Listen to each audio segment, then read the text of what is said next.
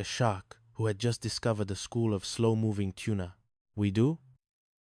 Oh, who is it? Alice asked, clutching her script to her chest. Wanda tat, yaskusura tata, Wanda tata tata. Mel hooked his thumbs into his belt loops.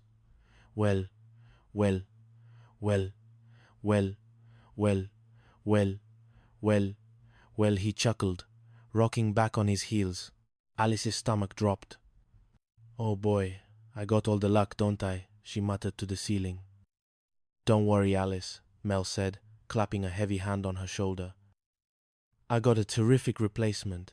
It's going to be the fabulous Jimmy Prescott. Jimmy Prescott? Alice repeated, horrified. Your bookie? He tells jokes. He sings, Mel insisted. As if summoned by the absurdity of the moment, Joel Grey rushed in, looking frantic.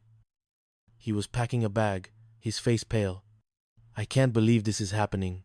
I just missed the 9:40 to New York. Of all the rotten luck. He lamented. Alice watched him, the irony thick enough to choke on. Gee, it's just like a star is born in reverse, she quipped. You came to Phoenix a star, and now you're going back to New York a nobody.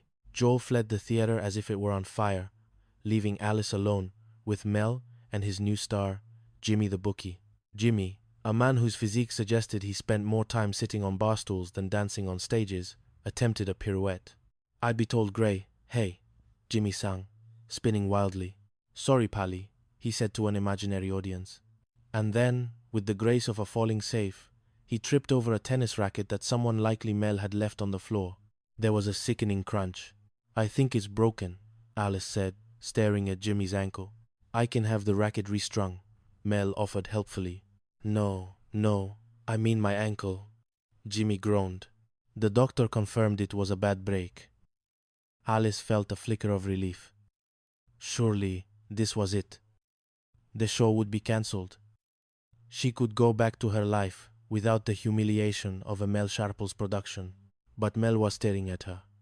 A strange, calculating gleam entered his eyes. Yes, a bad break for Jimmy, but a good break for you, Mel said softly. Alice took a step back. You're not going to hurt me, are you, Mel? No, Mel soothed. You see, Jimmy can't do the show with a bum foot. That means you're our leading man, Joey. Alice stared at him. Joe? Joe, Mel confirmed. He was going to put her in drag. Chapter 2. The Lullaby of Flagstaff. The days that followed were a blur of artistic violation. At the dinner, the tension was palpable. Mel hasn't been around much since he became a producer, Vera Gorman observed, wiping down the counter with her usual distracted air. He hadn't stepped foot in his kitchen in 3 days. Alice grumbled, pouring coffee.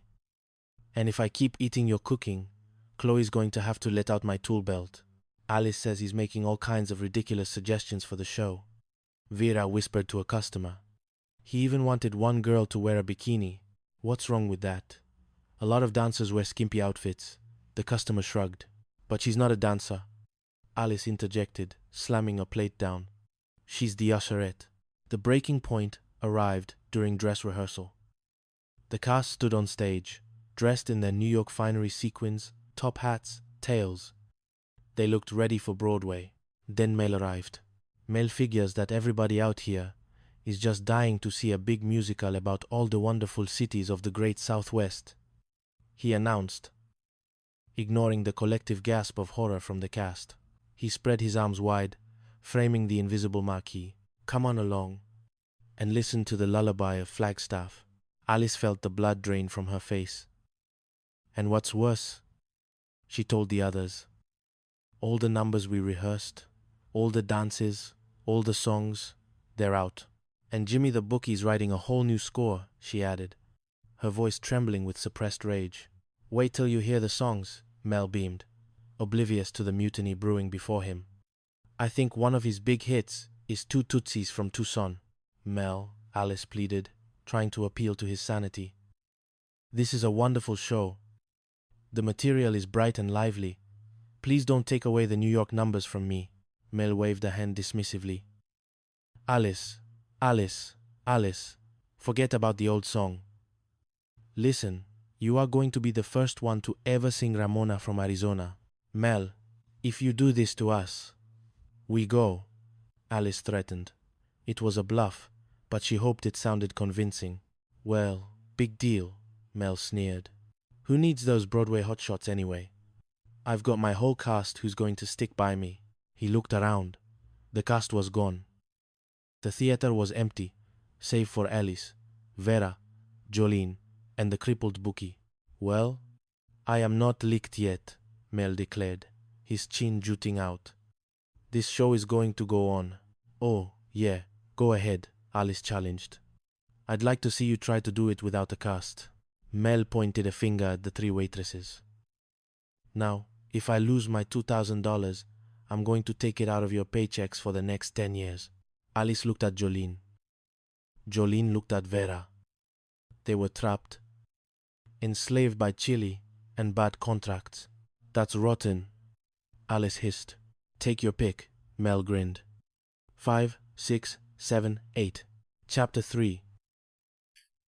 The Mel Sharples Playhouse.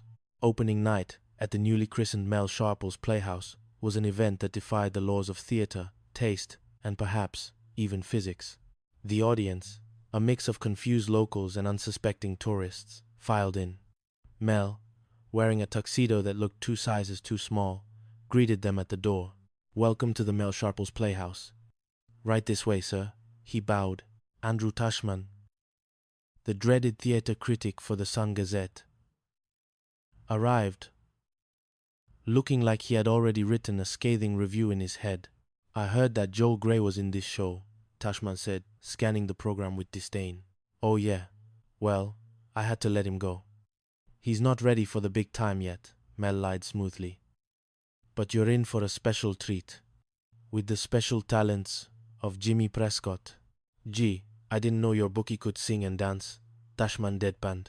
Well, he's not going to be dancing tonight. He's in a wheelchair, Mel admitted. He's not going to be.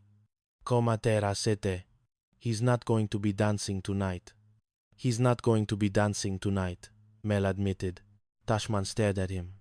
We pay $10 a pop to see a bookie in a wheelchair. Desperate, Mel pulled a check from his pocket. A check for $10? Yes, you see, that's a little down payment for the wonderful word you're going to use in a review tomorrow, he whispered. What nerve, Tashman gasped. You dare to offer me a check? Oh, I get it, Mel winked. You want cash, huh? The lights dimmed before Mel could be arrested for bribery.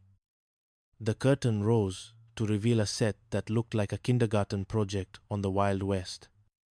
Jimmy Prescott sat center stage in his wheelchair. Alice and Jolene flanked him, wearing costumes that were a confused mix of saloon girl and cactus. They began to sing. We are 2 Tutsis from Tucson.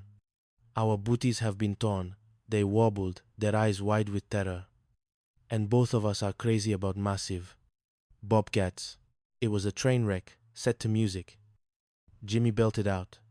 I give the hateful Tootsie Tootsies for my wife. In the front row, Tashman turned to his companion. That song is simply putrid, he whispered loud enough for the first 3 rows to hear. The jerk wants to marry 2 women. That song was blatantly sexist. Backstage, the mood was apocalyptic. Forget it, forget it. Nobody's leaving until this show is finished, Mel shouted, blocking the exit as the cast tried to flee during intermission. Trust me, Mel, it's finished, Alice said, ripping off her cactus headpiece. And if you don't let it out of here, you're finished. But then, a melody drifted from the orchestra pit. A familiar, driving rhythm. The original score. Alice paused. She looked at the audience, who were waiting for the next disaster. She looked at Mel, who was sweating through his tux. And then she looked at the spotlight. Music, she commanded.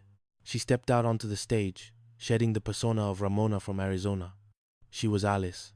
Start spreading the news, she sang, her voice cutting through the embarrassment of the evening. I want to be a part of it. New York, New York. The transformation was instantaneous.